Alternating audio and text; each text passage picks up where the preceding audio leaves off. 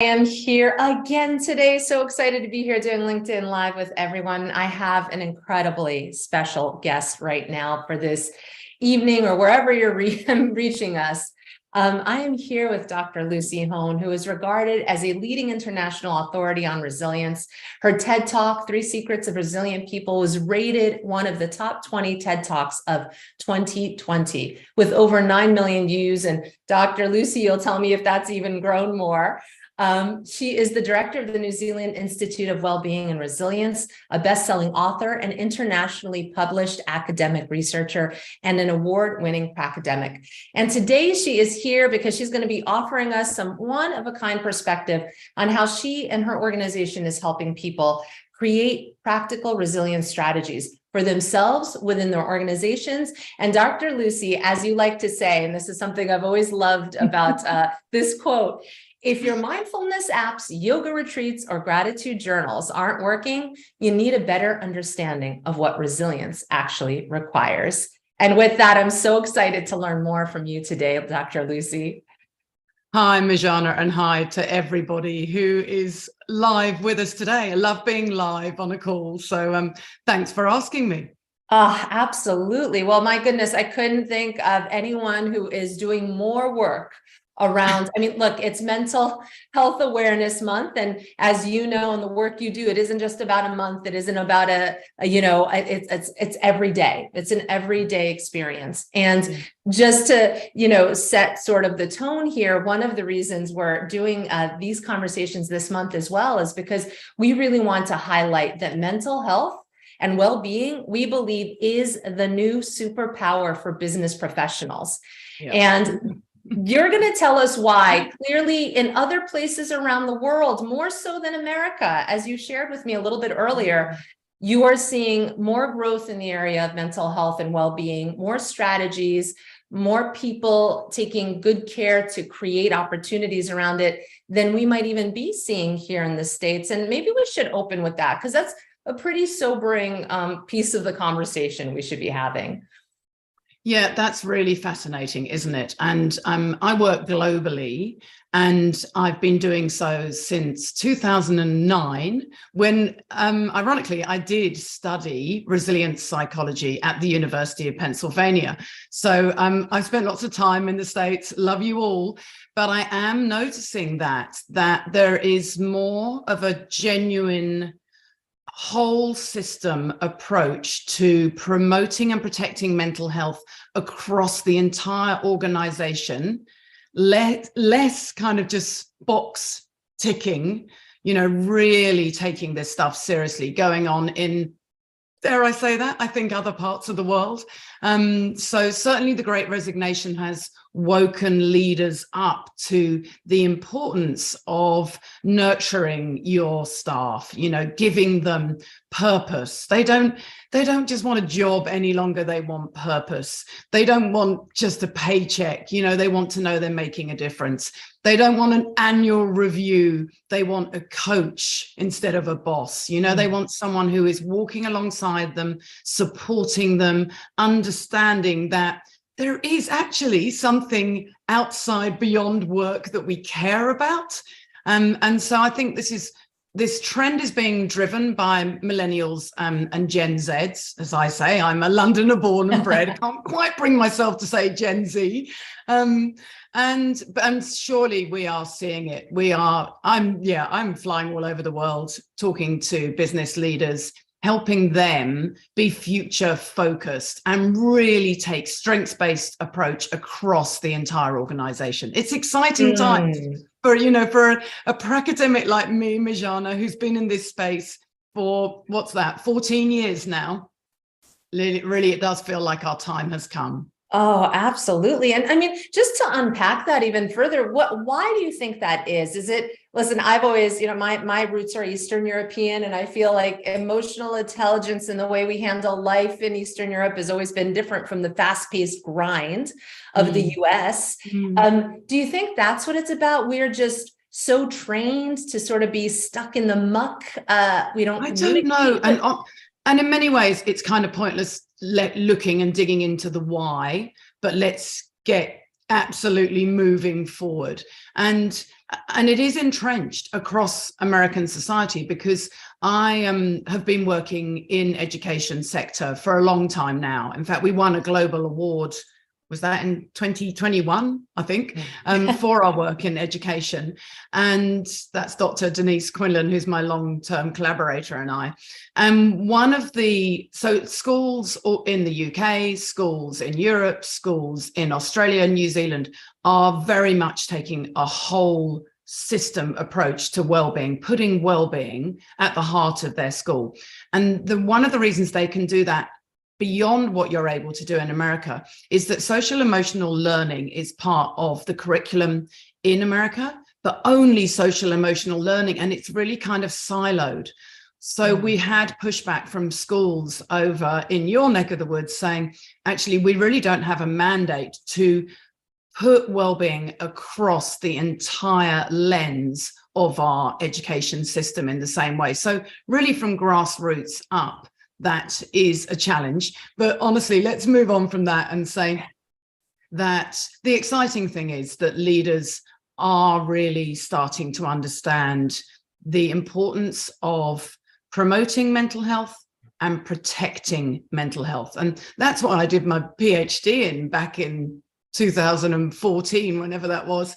And what we can see is that those workers, I mean, I did a study literally back in 2015 that showed that those workers who are really psychologically flourishing, have less absenteeism, less presenteeism. Those organizations see less churn. So if you are a leader and you want to attract and retain the best people around, then now is the time to care for them, show them a career progression, show them that they can learn and develop personally with you, because actually we're all about self-actualization now, all about working out what it means for all of us to be the best versions of ourselves we can be.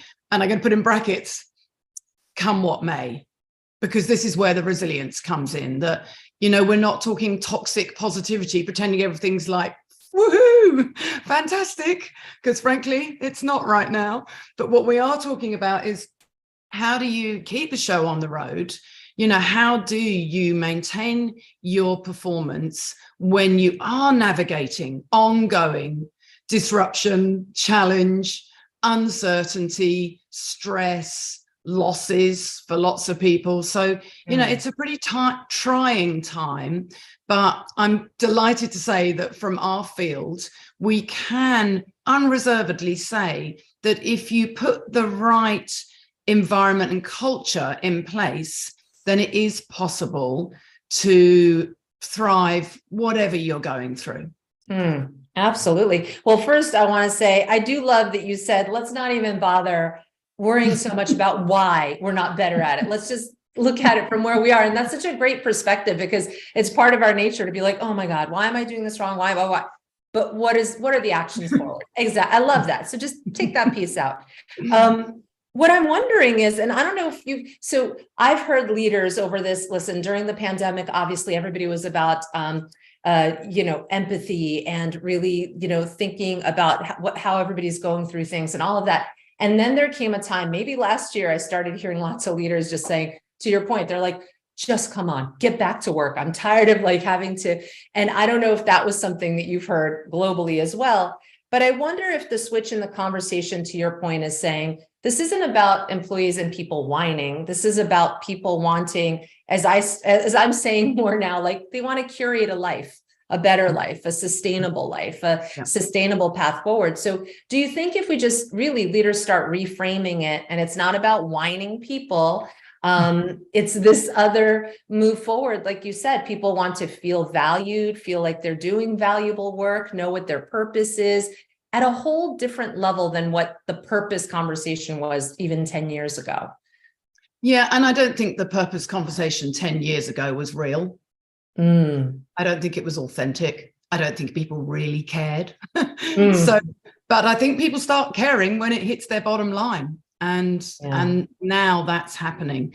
And so the reality is you're not going to make more money by cost cutting. You're going to make more money by nurturing and growing your people to be the best they can be. So, that is why the conversation has changed.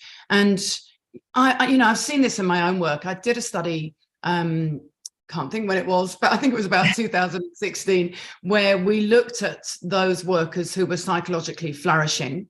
And we noticed that those who knew their strengths were, get this right, 9 times more likely to be in that elite bracket of psychologically self-actualized, flourishing workers.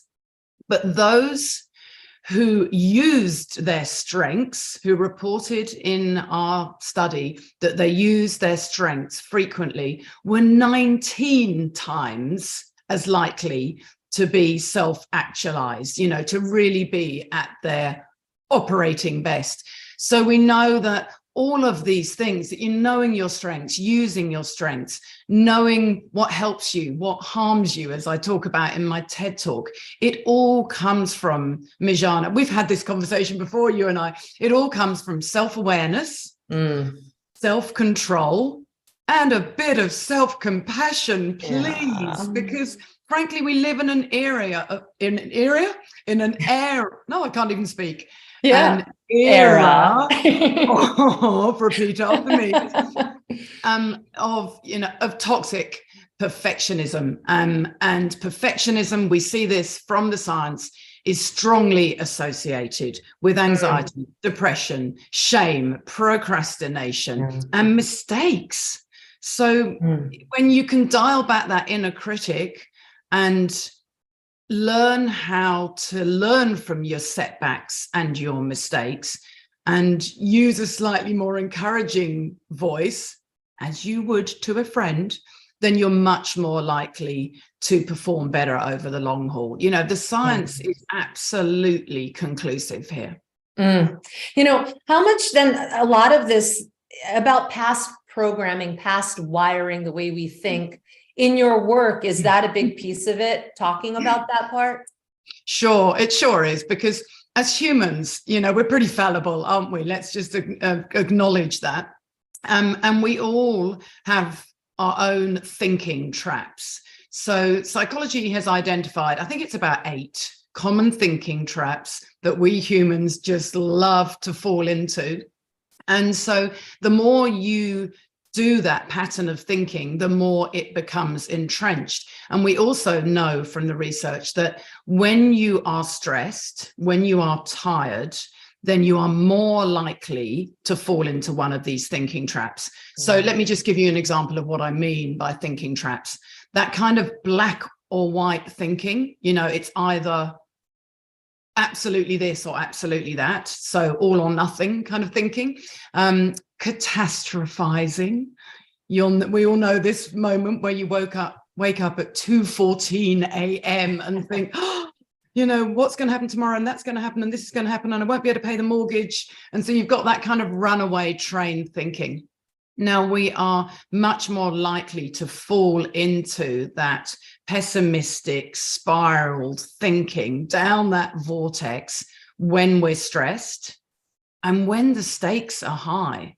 So the more we can understand our own thinking traps, we'll have the self-awareness to spot them and then put in place the self-control and the self-compassion mechanisms to make life just that bit more bearable and our performance absolutely elevated. So, you find yourself thinking, I can be giving a presentation, for instance, and I can see one person, I've got 1,500 people in front of me, and I can see someone down the front checking their phone, or I see someone leave the building. And, my thinking trap could be that black and white thinking where I think, oh, this is a disaster.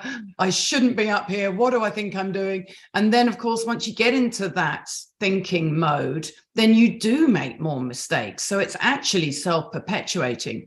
So instead, I have to catch that and look for more evidence. and think, actually, out of these 1,500 people in front of me, most of them are nodding away and taking notes. And actually that person down there on their phone might even be taking notes into their phone. So you're coming up with different explanations for what's going on, and you are broadening your thinking. Because when we operate out of a stress mindset, we tend to get very narrow in our thinking. So these absolutely are the kinds of strategies and thinking habits that we teach leaders. And the really good news here, as our clinical director at the Institute always says, if you practice when it's easy easy when it's hard. Oh, I like Because that. we all kind of get this, don't we? That's Dr. Emma Woodward. I don't want to steal your words, Emma, because they're so good. But it's kind of intuitive, isn't it? And we know, most people know enough about neuroscience nowadays to know that the more you think in that way, the more likely your next thought is going to go in that way. But actually, over time, we can rewire our brains to think in a different way. So that's what all of our work we do around getting people to be realistic with their optimism, and catch their reflexive negative interpretations of events. Yeah, I love that. With regard to these thinking traps, are you seeing any differences generationally, baby in organizations? Because now that's the whole thing. It's multi-generational. So you've got baby boomers, Gen Xers, millennials, Gen Z, all of them. See, I like the Z. I'm going to use the Z today.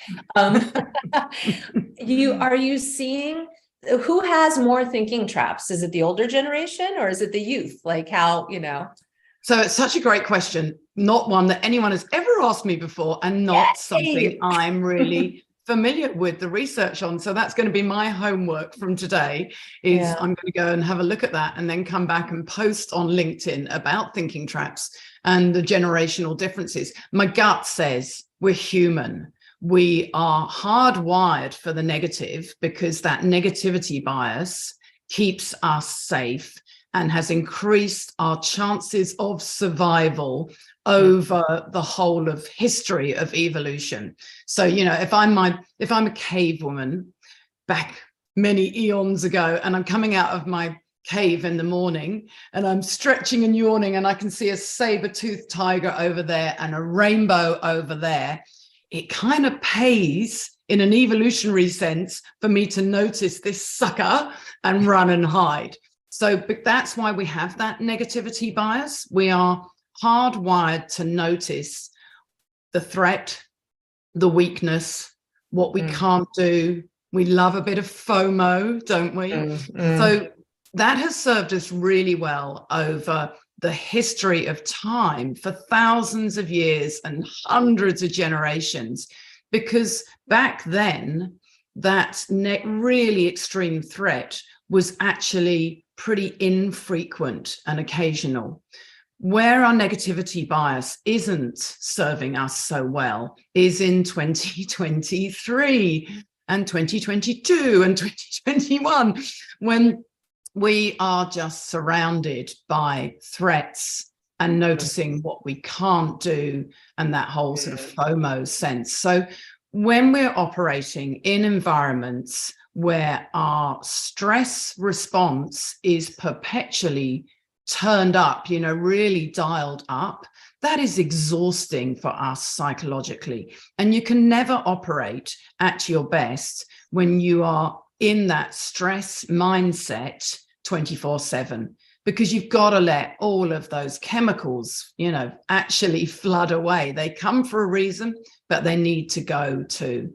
So I'm going to go and look up differences across the age span for thinking traps. But I'm also going to hazard a guess that while we are definitely seeing more perfectionism, and really you ask any parent of a teenager and they will tell you that their children are stymied by perfectionism, really just paralyzed by that fear of, have I been studying the right things? You know, have I made the right choices? Yeah. Am I going to the right uni? Am I going to be in the right halls of resident, or whatever you call them, if I go to that uni? Will my friends be there? Should I be going here? Should I be studying something else? Is this the right internship to be doing? Poor things. It's just exhausting. Yeah. And do you I mean, it kills me, because I would think that, as you know, with parents today, you read so much, you know so much, you could educate your kids in a way that I know I was not educated to understand psychology and all of that, right? My parents just didn't know that. We know so much, yet I feel like social media has ruined it for them, right? Because whatever perfectionism, not to blame it all on, but you know, whatever perfectionism, it's what you're seeing out there in that sort of poorly, the falsely curated lives of the social media, you know? It's true, but also I would definitely say that the younger generations are also getting some really good information from social media. Yeah. You know, like we know, the social media is not the problem, it's our use of it. And the fact that it's available 24/7, and how it corrodes sleep is definitely a strong association and a real problem for our mental health. Yeah. But I know, you know, I do a lot of work now on Instagram and here on LinkedIn, where we are giving away free advice all the time. So there is some good stuff out there. We do need to be discerning with our intake.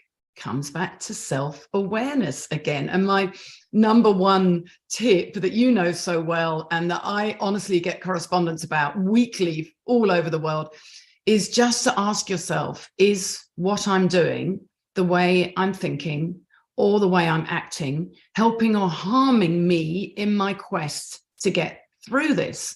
So your use, that applies beautifully to your use of social media. And I know that we teach that in schools, and lots of older teenagers, you know, that kind of 16, 17, 18-year-old age group, often message me to say, "You're helping or harming thing, Dr. Lucy." I use it all the time. So, you know, so it's funny, isn't it, that social media has its place too, and we are slowly evolving it into our lives. Yeah. I mean, so there you go. Your strategies, they're practical, right? They're really practical. And it is why you are called a pracademic. But as you and I talked about when we first met, I had not heard that word. But it's about your practical application. And you've certainly had a lot of practical application in deeper, more personal ways. And if you'd be open to discussing some of that here, I'd love to have some of that conversation too. Yeah. So you and I, yeah, we've talked about this in the past. So I've been studying resilience, as I said, since 2009. And I did my master's in Philadelphia at UPenn, and then came back I'm living on the South Island of New Zealand, not here all the time, but that's where I am today. And I'd just come back to my adopted hometown of Ōtautahi, Christchurch, in 2011, when a massive earthquake came from nowhere. I mean, we didn't even know we were an earthquake city. And we lost 195 people that day. We've pretty much rebuilt 90% of the buildings in our city. I remember a friend who worked for the Red Cross at the time saying to me, "It looks like Beirut, Christchurch." I mean, it was absolutely flattened. We didn't get back into the downtown area for almost 2 years. So I put my PhD research on hold at that time and did lots of work helping my own city, you know, get back on their feet in that post-quake period. And that was the first time that I'd really been doing this practical work professionally, working with organizations. I work with search and rescue, government agencies, community groups, you know, absolutely everyone. Because it is all about the communication of science, to give people the practical tools that they can use in their everyday lives, but always knowing that they're based on science. And I'm not an Instagrammer in that, you know, I've just plucked this out of thin air, or it's just what works for me. You know, this is all of my material is backed by science. And I thought that was my calling, my moment to put all of this material to good use. But sadly, we were wrong. You know, we faced much bigger family tragedy in 2014 on a public holiday weekend, and our beautiful 12-year-old daughter hopped in the car with her best friend when we were all going off on a long weekend away. And as they drove down the back country lanes, a car sped through a stop sign at 100 kilometers an hour, crashed into them and killed all three of them in the car. So, you know, Mirjana, I have this bizarre connection with this material, you know, whether you hate the word resilience or not. And frankly, so many of us are fed up with being told we need to be resilient.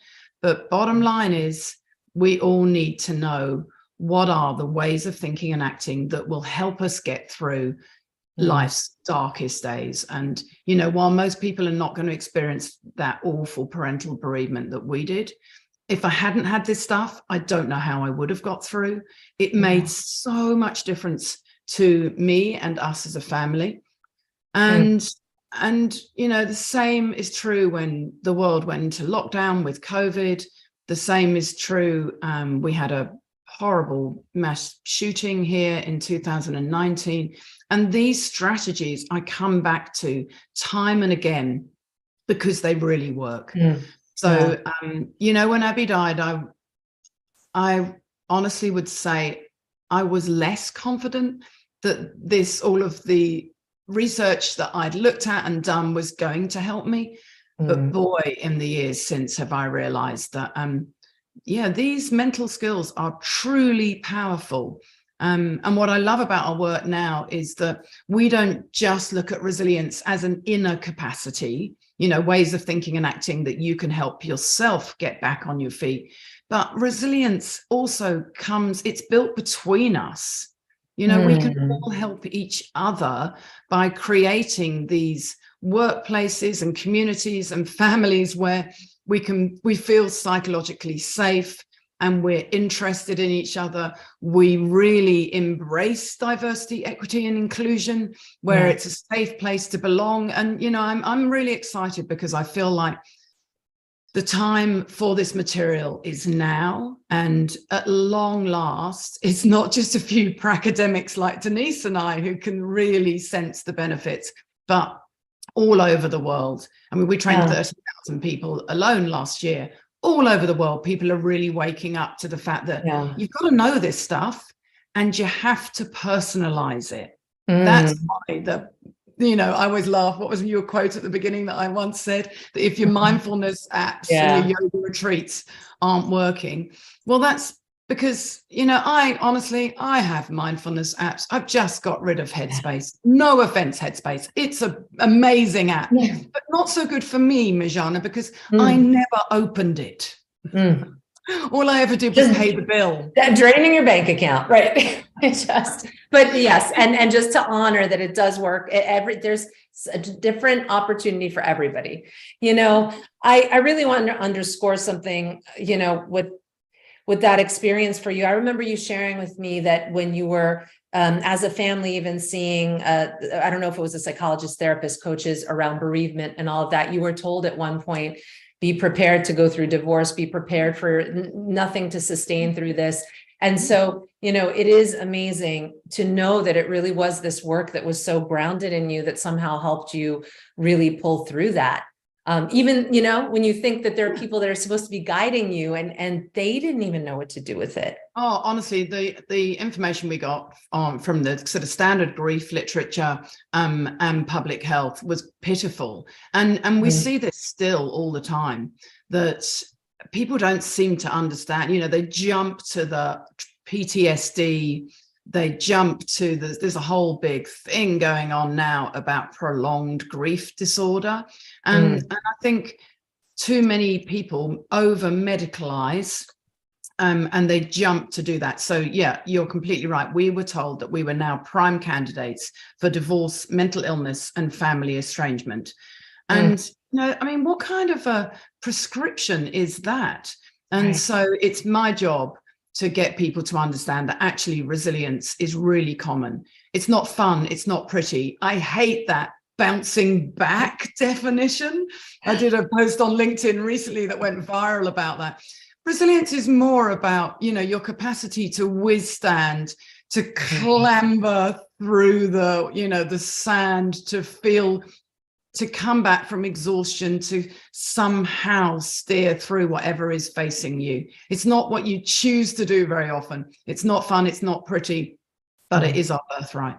Yeah, absolutely. And I mean, I think, again, the practical pieces of it, like you said, first you have to have an awareness about it. And to your point, not just, optimism that isn't realistic either. And, then you have to have the intention and the strategies to be able to move forward with.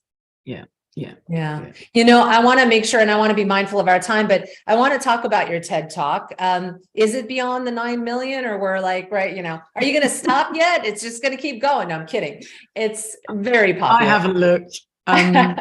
Yeah, I don't know, but I've got this. Oh, look, I got this beautiful letter yesterday from America, actually. And wow. it's just, I actually can't read it. It's just beautiful, quite old-fashioned script. And so I said to my husband today, that's our job for today. We're going to somehow read this letter from where it came from. So yeah, I still get a lot of feedback all the time. And that's, I guess, the most heartwarming thing for me, knowing that it's been translated into 23 languages. And our mission at the Institute is population level mental health promotion and protection. That's what we're about. So the great thing about the TED Talk is when it's been viewed by that many people and translated into that many languages, that it really is, that people are finding it and it is helping people. And I know also that a lot of businesses use it as part of their training. So if that's you listening today, thank you, because I didn't put slides on it on purpose so that people just listen to it, whether that's, on your commute home. So it's just a listen. It's short. It's 16 minutes. And people often say to me, it was the first time that anybody made them understand the practical stuff you could do to enable you to, cope with tough times. Yeah, because you've always said resilience requires ordinary ways of thinking and acting, right? Yeah.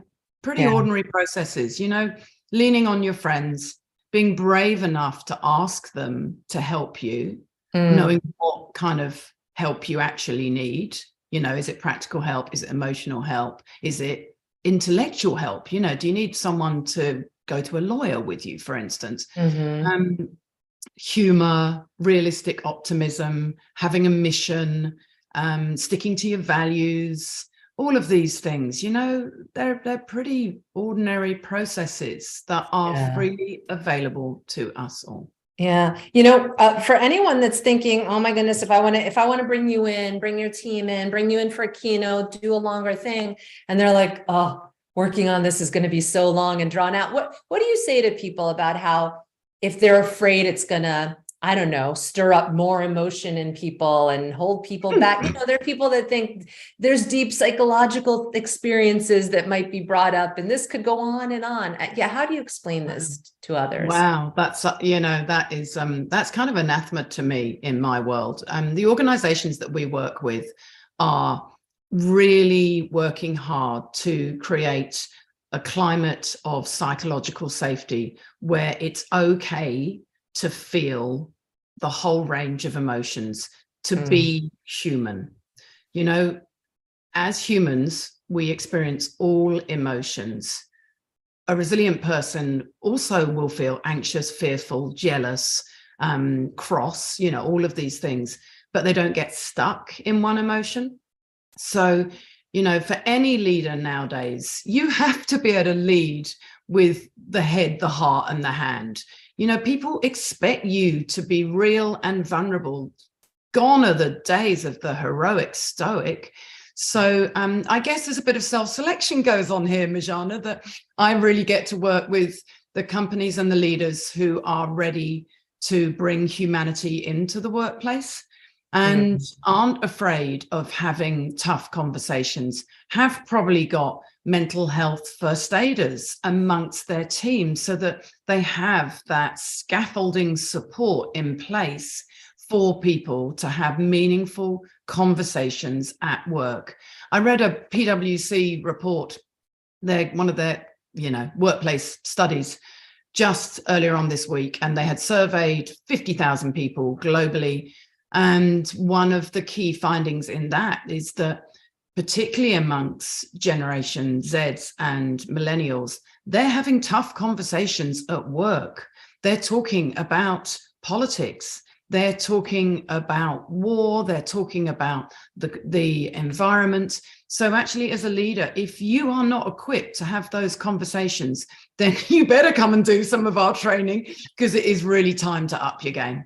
Yeah, absolutely. Well, on a final note, I just always want to leave on a positive note, and we bring it back home. What excites you about the future of mental health and well-being? What excites me is that we are working with all sorts of companies who are totally serious about creating a climate at work where you can be yourself, where you can feel like you belong, where you can expect support and purpose and growth, that your boss is no longer a boss and much more likely to be a coach, and that you really can bring your strengths to work and feel like you can be the best person, the best version of yourself at work, and not this kind of dichotomy of the work you and the home you. Because frankly, one of the only gifts that COVID gave us was an absolute obliteration of that work to home divide. And I think in many ways, that's a really good thing for the workplace, that is where the future growth of individuals, of teams and companies comes from. And guess what? So will GDP on the back of that. So can't be a bad thing. Oh, absolutely. Well, gosh, thank you so much for your time. So many valuable pieces of information and strategy, and just, again, practicality. Thank you for all the work that you're doing. And I definitely know we're going to be seeing more of you in the States, Yeah. Great to talk to you, Mirjana. Really appreciate spending time with you and other people today. So see ya, everybody on LinkedIn. Take care. Me. Thank you. Remember, Bye. Mental health, the new superpower for business professionals and everyone. Take care.